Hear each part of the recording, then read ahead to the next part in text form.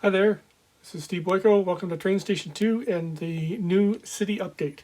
This is a big update to TrainStation 2 and changes the way the buildings work a lot. So I'm just going to go through it as I understand it. It just dropped today, so my understanding may change. But here's the deal. You got a lot more building spaces. You can see I have a bunch of open spaces in my city, and so you have to use these plans, these blue plans, yellow and red plans to basically buy a lot. And then once you buy a lot, you can click on it and you can buy buildings. Now, one of the major things that has happened is that there are so many more buildings you can buy than you used to be able to. You used to only get a few per level. Now there are so many, like here in Germany, for example, you've got a bunch of themed houses that look German, they've got German names. French, same idea. Paris House, Versailles Gardens, Sacre Coeur, lovely church. Been there a couple of times. It's very, very lovely. The Louvre, so on. All these things are available for purchase now that you might have got some of them through special events, but a lot of them are new and absolutely interesting looking buildings. So you can kind of theme your city based on the way you want it to look. One of the things you may have done noticed when you were looking up the information on TrainStation 2 is the thing called the 5 building rule, which basically meant that you keep 5 buildings out of your inventory and upgrade them over and over again. Well, throw all that out. That is totally obsolete. It makes no sense now because your population only counts when the buildings are out on your city. It used to be that population counted whether they were deployed out in the city here or in storage, but now it only counts when they're out. So you can see my population used to be in the high 80,000s. It's now down to 47,808 because most of my buildings are in inventory. So if I click here, for example, I can buy all of these buildings. I don't know what happened to my inventory. There it is, my inventory. So you can see I've got a lot of buildings in inventory. So now I can place it here. So there's my population 47818. I place it here. My population went up to 50,000 and something. So I'm going to have to be basically pull all my buildings out of inventory and place them to get my population back up. I mean, it's okay because my warehouse did not shrink.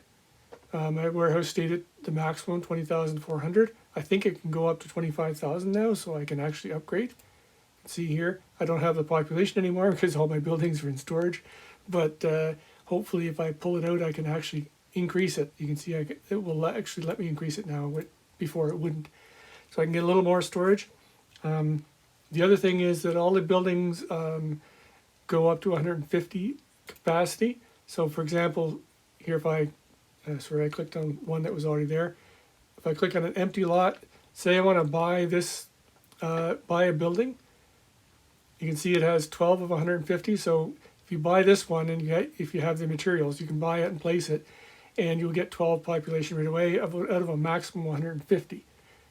I think is how that means, but I don't know what these people mean. So maybe the 150 is a storage, the size. I don't know. So this is a level, I guess. Oh yeah, so it starts at level 12, it goes up to 150. So at level 12, it brings 20 people, and then as you go up to 150, it's going to be more. It's going to be able to hold more than 20 people. That's what it is. So the 150 is the level. Start this one if I dropped it, it would start at 12, and you can increase it. Plans change too. So for example, here you can see that I have 3,738 of each plans. It used to be that the blue plans, you'd run out of them all the time. Well, now they've rebalanced it, so apparently you can have more even distribution, because I had thousands of the yellows and reds, but not so many of the blues, although because I'd hit the maximum, I hadn't been spending any plans. Anyways, so if you get a ship, it says that things are different for the ship. I'm going to call the ship right now. It's not due, but I'm going to spend the gems just so you can see it. You can see here that it has plans. I'm not really impressed because the number of plans here is not any different than before. But anyways, I don't see the difference in this one ship, but maybe there's difference in other ships. But anyways, that's I don't see a difference there. But the big difference here, this has changed. So basically, can't put buildings in storage anymore because you lose population. So you got to keep them out. The number of buildings you can buy with materials is so much bigger, so you get more things to do in the game. Now you can customize your cities. You can, if I wanted to, and maybe I will buy a whole bunch of buildings and change them out every now and then. So maybe I want my German themed city one day and then my Canadian themed city another day. So that is a possibility now that used to be before. I'm sad to see there's nothing about Winnipeg here. They appear to only know about Ontario and Quebec. But, well, as I guess they're European developers, they don't know Canada so much. But this is all, everything here, oh yeah, there's Calgary. Other than Calgary, everything else is Ontario and Quebec. A little disappointing for us Canadians.